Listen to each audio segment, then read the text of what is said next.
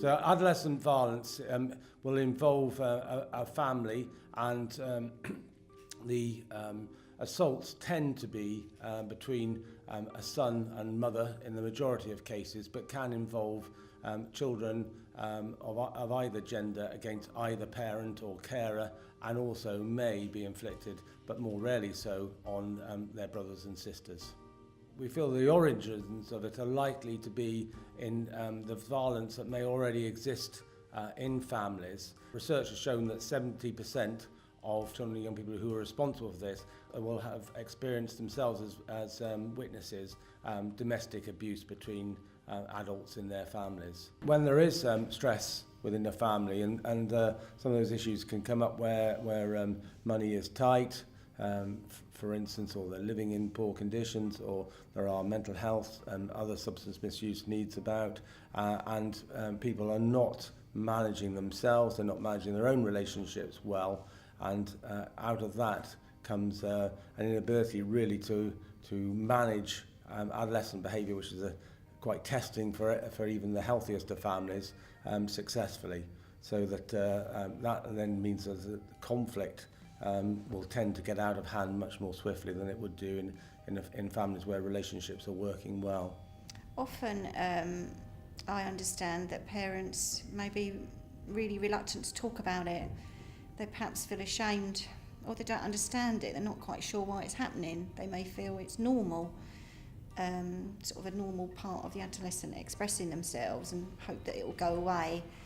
And then when it doesn't, or it increases or intensifies, they are frightened to talk to even family members about it. They feel ashamed, they're frightened that maybe authorities, social services may become involved, so they don't know, or they don't want to talk about it, or even because it's not perhaps that well known in society, they wouldn't even know who to talk to or where to go. So often they suffer in silence for quite a long time. It can be hard, and I think when the family are dealing with this on their own, they probably struggle in keeping their family safe.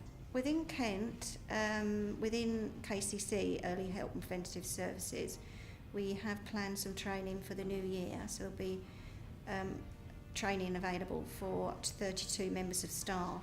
Part of the training will be about awareness raising about this subject and some of the issues that we've discussed here, and there will also be some more practical skills-based elements around how to support individual young people and parents and together.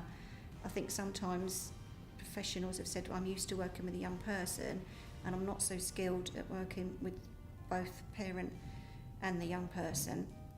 So I believe they have got the skills, and it's been able to transfer the skills that they already have got to be able to work with this seemingly complex issue. I think those of us with responsibility for supporting sort of workforce development with practitioners need to ensure that they are aware of all the training opportunities that are available. With safeguarding, obviously the sort of focus is provided by the Kent Safeguarding Children Board. There is research that's been undertaken by Helen Bonnick and the sort of Hole in the Wall blogger, which have provided us, I think, really with the early insight into the prevalence of these issues. The Kent and Medway Domestic Abuse Strategy Group has a website, domesticabuseservices.org.uk, and that has a map of Kent and Medway, and you can click on any area. It will refer you to specific agencies. There is also a booklet available on the Domestic Abuse Services website, which professionals can download for use with young people and parents or carers.